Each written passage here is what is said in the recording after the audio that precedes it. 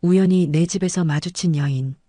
그녀는 내 마음을 훔쳐갔고 계속된 노력에도 그녀는 나를 거절했었죠. 하지만 그녀가 나를 사랑하게 된 이유는 다소 충격적이었어요. 하나 씨, 당신을 이렇게 마주하기만 해도 그때 나는 내 몸의 변화를 느꼈습니다. 오랫동안 잊고 있었던 남성으로서의 반응. 제 몸에 변화가 와요. 그녀는 무심코 내 아래쪽을 보게 되었고 그 순간 놀란 표정을 지으며 할 말을 잃었어요. 긴 침묵이 흘렀습니다. 그녀는 오랜 망설임 끝에 조용히 고개를 끄덕였습니다. 그 순간 우리 사이의 모든 경계가 무너져 내렸어요. 안녕하세요, 정서구입니다. 올해 55이죠. 중견 건설회사를 운영하며 경제적으로는 여유로운 편이지만 요즘 들어 무료함이 밀려오곤 했어요.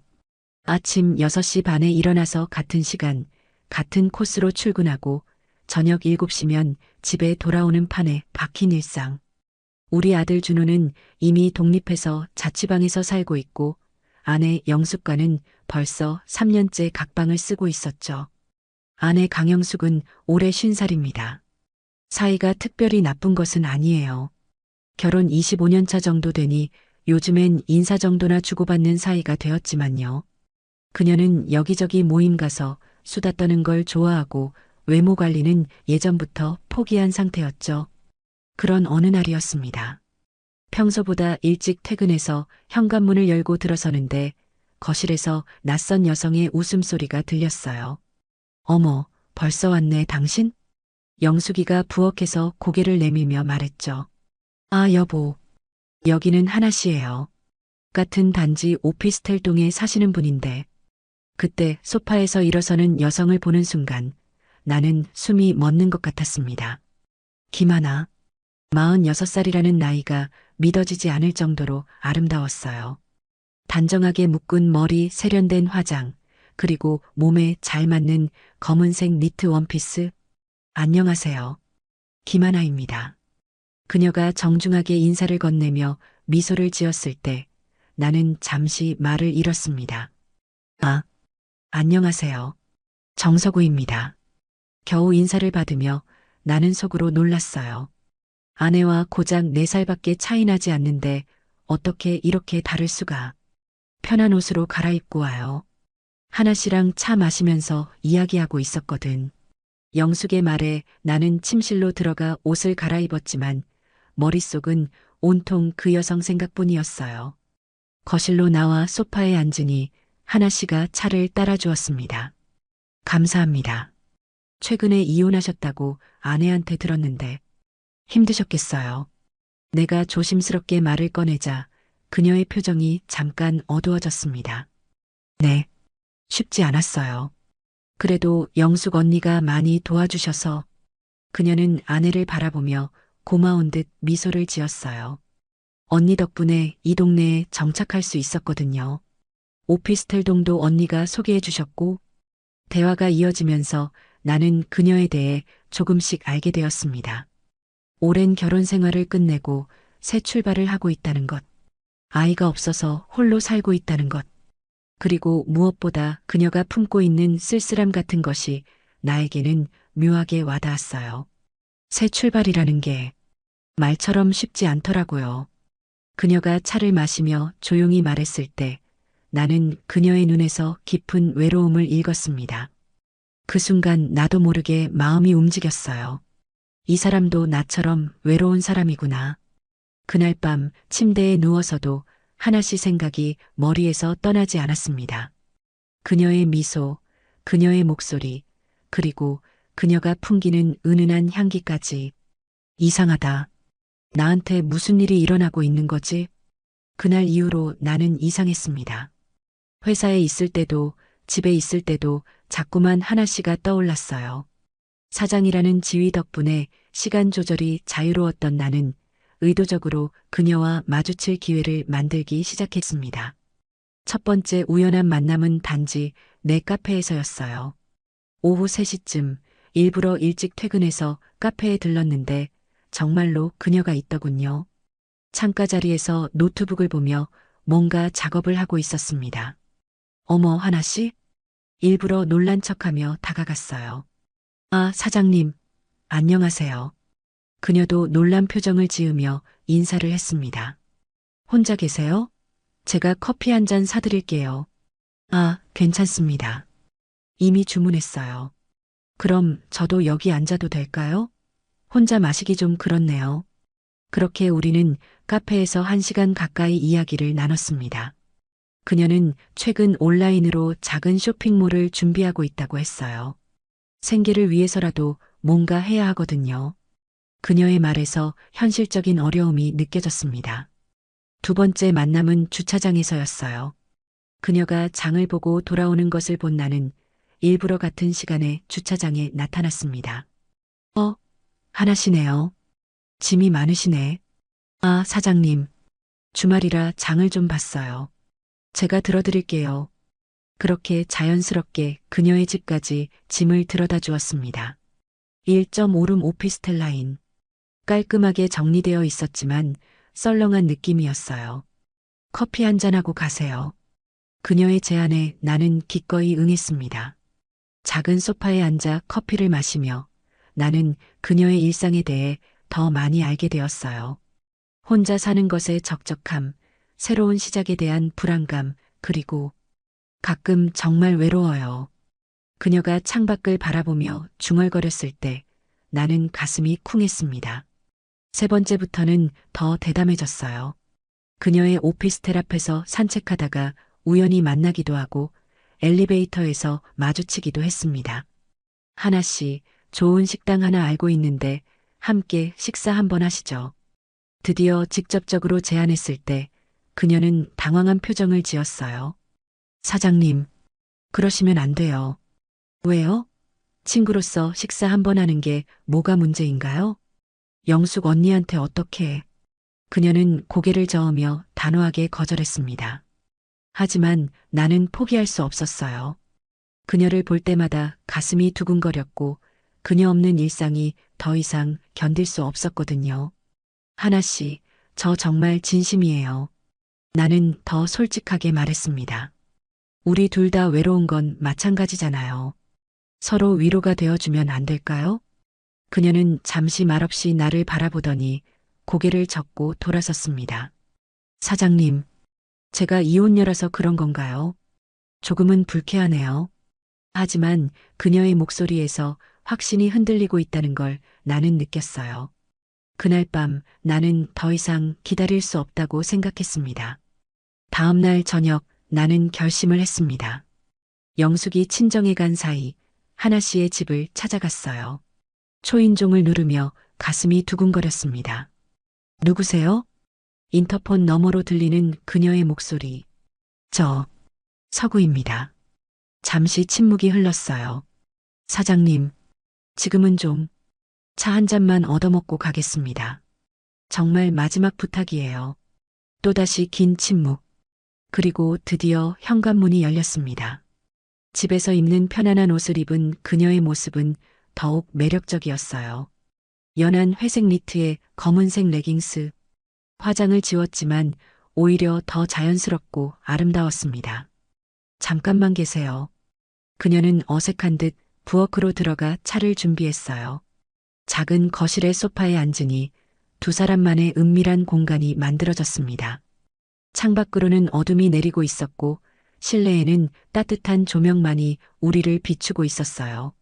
차를 받아들며 나는 그동안 품어왔던 마음을 털어놓기 시작했습니다. 정말 솔직히 말씀드리면 당신이 정말 마음에 들어요. 그녀는 찻잔을 든 손이 살짝 떨리는 것 같았어요. 사장님, 제 말 끝까지 들어주세요. 나는 평생 이렇게 솔직하게 마음을 표현해 본 적이 없었습니다. 결혼한 지 25년이 됐지만 아내와는 이미 남남이에요. 각방을 쓴 지도 3년째고 대화다운 대화도 없죠. 그래도 이러시는 건 아니죠. 당신을 처음 봤을 때부터 계속 생각나요. 회사에 있을 때도 집에 있을 때도 잠들 때까지도. 그녀는 고개를 들어 나를 바라봤어요. 그 눈에서 흔들림을 읽을 수 있었습니다. 사장님, 정말 안 돼요. 영숙 언니한테 죄스러워서요. 아내 몰래 하면 되잖아요. 나도 모르게 더 솔직한 말이 튀어나왔어요. 나는 당신에게 많은 걸 채워줄 수 있어요. 경제적으로도 정서적으로도. 일어서서 그녀에게 다가갔습니다. 그리고 당신도 인간이고 여자잖아요. 외롭지 않으신가요? 그녀는 여전히 고개를 저으며 거절의 의사를 표했지만 목소리에는 힘이 없었어요. 정말 안 돼요. 하나 씨, 당신을 이렇게 마주하기만 해도 그때 나는 내 몸의 변화를 느꼈습니다. 오랫동안 잊고 있었던 남성으로서의 반응. 제 몸에 변화가 와요. 그녀는 무심코 내 아래쪽을 보게 되었고 그 순간 놀란 표정을 지으며 할 말을 잃었어요. 긴 침묵이 흘렀습니다. 그녀는 붉어진 얼굴로 고개를 숙이고 있었고 나는 가쁜 숨을 내쉬며 그녀를 바라보고 있었죠. 하나 씨. 내가 그녀의 이름을 부르며 손을 내밀었을 때 그녀는 오랜 망설임 끝에 조용히 고개를 끄덕였습니다. 그 순간 우리 사이의 모든 경계가 무너져 내렸어요. 그녀가 고개를 끄덕인 순간 나는 온몸에 전기가 흐르는 것을 느꼈습니다. 정말 허락하는 거죠, 하나 씨? 나는 다시 한번 확인했어요. 그녀는 말없이 그것을 잡았습니다. 그 순간의 감촉을 나는 평생 잊을 수 없을 것 같아요. 부드럽고 따뜻한 그녀의 손. 나는 조심스럽게 그녀를 일으켜 세웠습니다. 가까이 다가온 그녀에게서 은은한 샴푸 향이 났어요. 서구 씨, 그녀가 내 이름을 부르는 소리가 이렇게 달콤할 줄이야. 나는 그녀의 얼굴을 두 손으로 감싸며 천천히 다가갔습니다. 첫 입맞춤은 조심스럽고 떨렸어요. 처음으로 아내가 아닌 다른 여자와 나누는 입맞춤. 그녀도 처음엔 어색해했지만 점차 마음을 열어주었습니다. 침실로 가요. 그녀가 작은 목소리로 말했을 때 나는 가슴이 터질 것 같았어요. 1.5룸 오피스텔의 작은 침실. 깔끔하게 정리된 침대와 화장대, 그리고 창가의 작은 의자. 그녀는 어색한 듯 침대 끝에 앉았고 나는 그녀 옆에 조심스럽게 자리했습니다. 하나 씨, 천천히 해요. 나는 그녀의 긴장을 풀어주려고 애썼어요. 그녀의 머리를 쓰다듬고 등을 부드럽게 어루만졌습니다. 무서워하지 마세요. 네. 그녀의 대답은 작고 떨렸지만 거부감은 없었어요. 나는 더욱 조심스럽게 그녀를 품에 안았습니다. 오랜만에 느끼는 여자의 체온, 부드러운 곡선, 그리고 빨라지는 심장 박동. 모든 것이 꿈 같았어요. 그녀도 점차 긴장을 풀고 내게 몸을 맡겼습니다. 서구 씨, 저도 정말, 뭐요? 정말 외로웠어요. 그 말과 함께 그녀가 내 품에 깊숙이 파고들었을 때 나는 이것이 운명이라고 생각했습니다. 그날 밤 우리는 서로의 외로움을 달래주었어요. 55세의 늦은 나이에 찾아온 이 감정이 이렇게 강렬할 줄이야. 젊은 시절보다도 더 큰 설렘과 떨림을 느꼈습니다. 그녀 역시 마찬가지였어요. 이런 기분 정말 오랜만이에요. 그녀가 내 가슴에 기대며 속삭였을 때 나는 이 순간을 영원히 간직하고 싶었습니다. 하지만 현실은 냉정했어요. 시계를 보니 벌써 밤 11시. 영숙이 내일 아침에 돌아온다고 했었거든요. 집에 가셔야 하죠? 그녀가 아쉬운 듯 말했어요. 네, 그래야겠어요. 일어나서 옷을 정리하며 나는 갑자기 무거운 현실감을 느꼈습니다. 이제 우리는 어떻게 해야 하는 거지? 하나 씨, 이제 우리 어떻게 하죠? 그녀는 잠시 생각하더니 말했어요. 잘 모르겠어요. 하지만 후회하지는 않을래요. 그 말이 나에게는 큰 위안이 되었습니다. 현관문 앞에서 마지막 포옹을 나누며 우리는 서로를 바라봤어요. 내일도 볼 수 있는 거죠? 서구 씨, 영숙이 있을 텐데. 그녀가 미소를 지으며 말했어요. 그래도 볼 수 있잖아요. 그렇게 나는 금기의 선을 넘었습니다. 돌아오는 길 나는 복잡한 감정에 휩싸였어요. 죄책감과 흥분감이 동시에 밀려왔습니다. 하지만 한 가지는 확실했어요. 이제 되돌릴 수는 없다는 것을. 그날 이후 우리의 비밀스러운 만남이 시작되었습니다. 영숙이 시장에 가거나 친구들을 만나러 나간 틈을 타서 나는 하나 씨의 집을 찾아갔어요. 때로는 그녀가 우리 집에 놀러 왔을 때 영숙이 부엌일을 하는 사이 거실에서 짧은 스킨십을 나누기도 했습니다. 그런 스릴과 긴장감이 오히려 우리의 감정을 더욱 뜨겁게 만들었어요. 위험해요. 어느 날 거실에서 그녀의 손을 살짝 잡았을 때 그녀가 작게 속삭였습니다. 그래서 더 좋은 거 아닌가요? 나는 장난스럽게 대답했지만 사실 내 심장은 쿵쾅거리고 있었어요. 영숙이가 부엌에서 설거지하는 소리가 들리는 가운데 우리는 눈빛으로만 사랑을 확인했습니다. 가장 기억에 남는 건 어느 화요일 오후였어요. 영숙이 동창회 모임에 간 사이 나는 일찍 퇴근해서 하나 씨 집에 갔습니다. 오늘은 시간이 좀 있어요. 얼마나요? 글쎄, 3시간 정도. 그녀의 얼굴에 미소가 번졌어요. 그럼 차도 마시고 영화도 보고 그리고 우리가 하고 싶은 대로. 그날은 정말 달콤했습니다.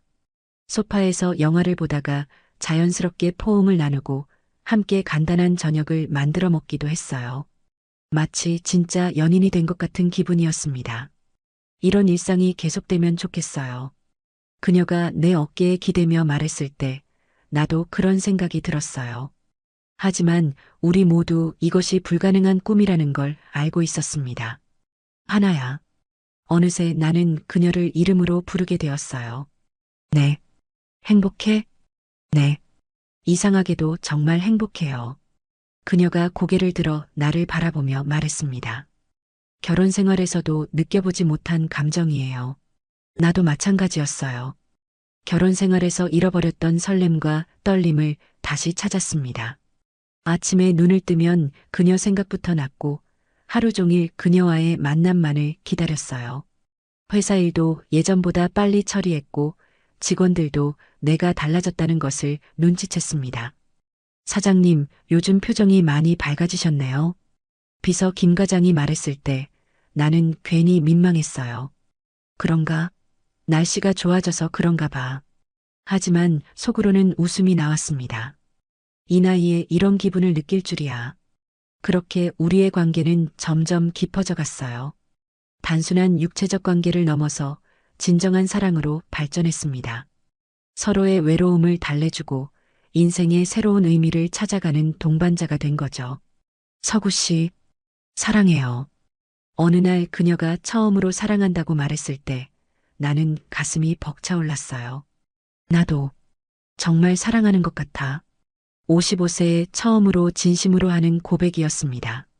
하지만 동시에 무거운 현실도 느껴졌어요. 우리는 영원히 숨어서 만날 수밖에 없는 관계였으니까요. 우리의 비밀 관계가 깊어질수록 발각될 위험도 커져갔습니다. 영숙이는 여전히 하나와의 친분을 이어가고 있었고 나와 하나는 그 사이에서 조심스럽게 감정을 숨겨야 했어요. 하나야, 오늘 저녁에 우리 집에 와서 같이 저녁 먹자. 영숙이가 전화로 하나를 초대했을 때 나는 가슴이 두근거렸습니다. 그녀와 같은 공간에 있으면서도 아무것도 아닌 척해야 한다는 것. 그것은 달콤한 고문이었어요. 저녁 시간 하나가 우리 집에 왔습니다. 평소보다 조금 더 신경 써서 차려입은 듯 했어요.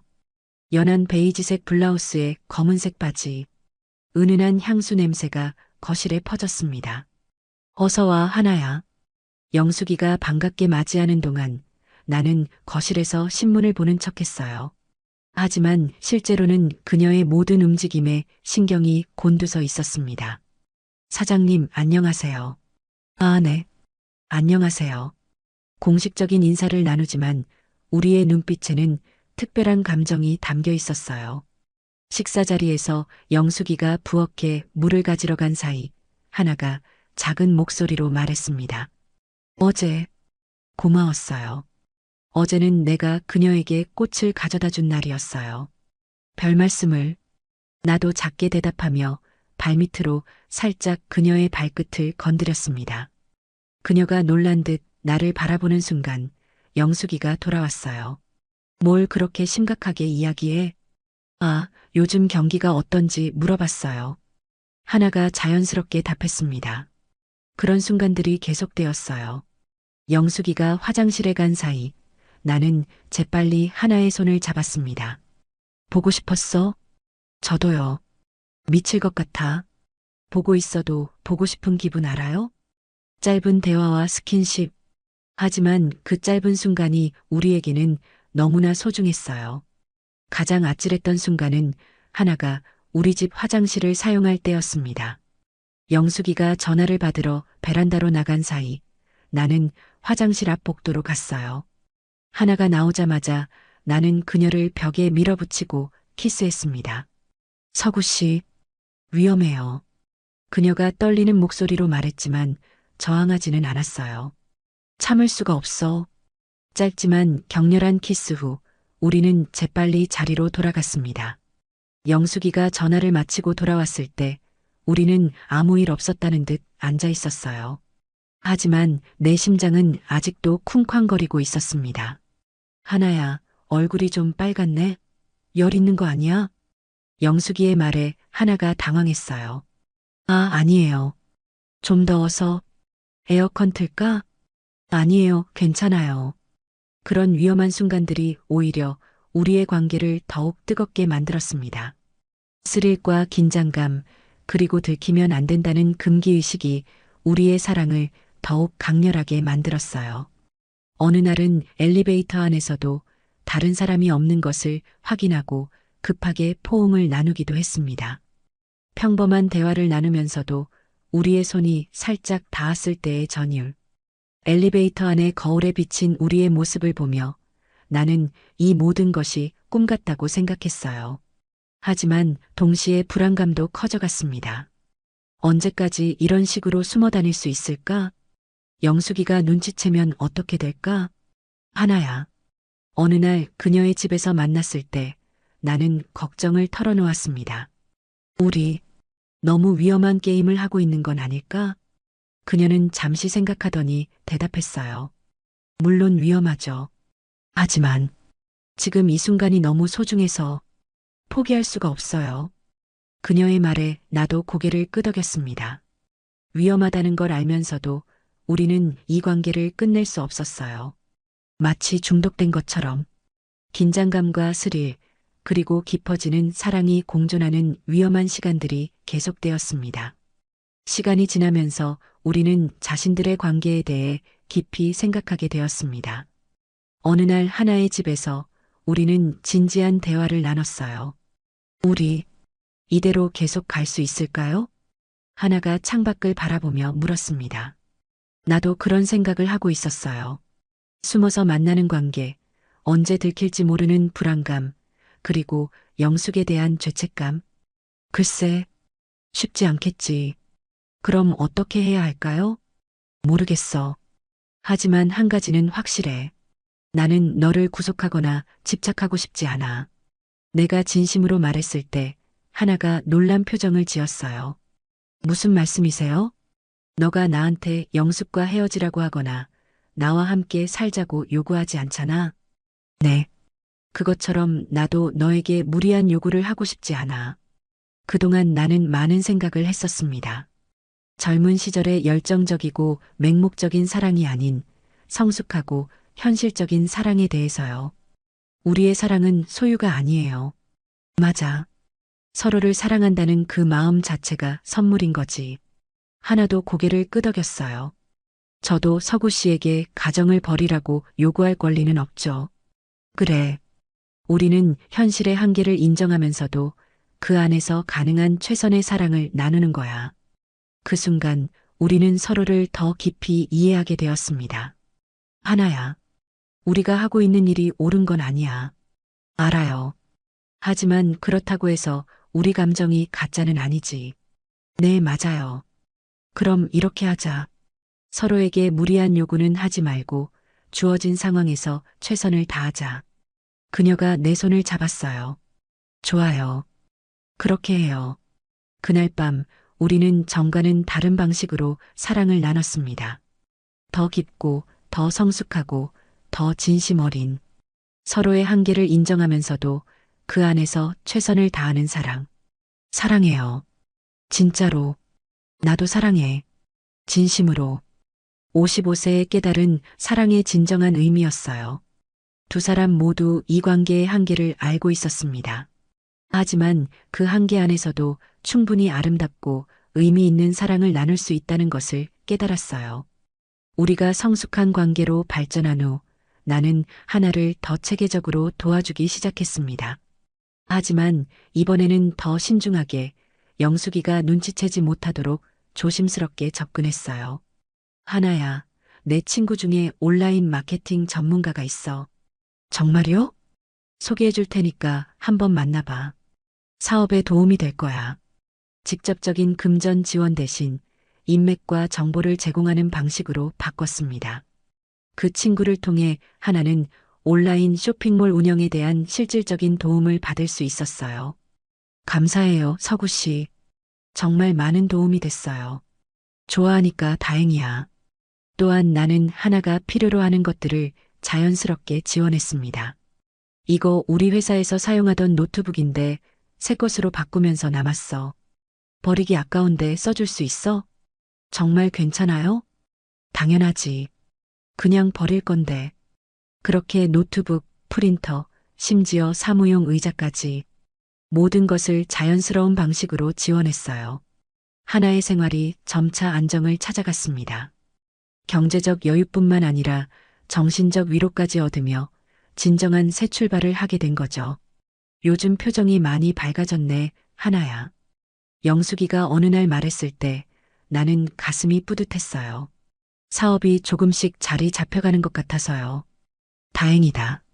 처음엔 정말 걱정했는데 영숙이도 하나의 변화를 긍정적으로 보고 있었습니다.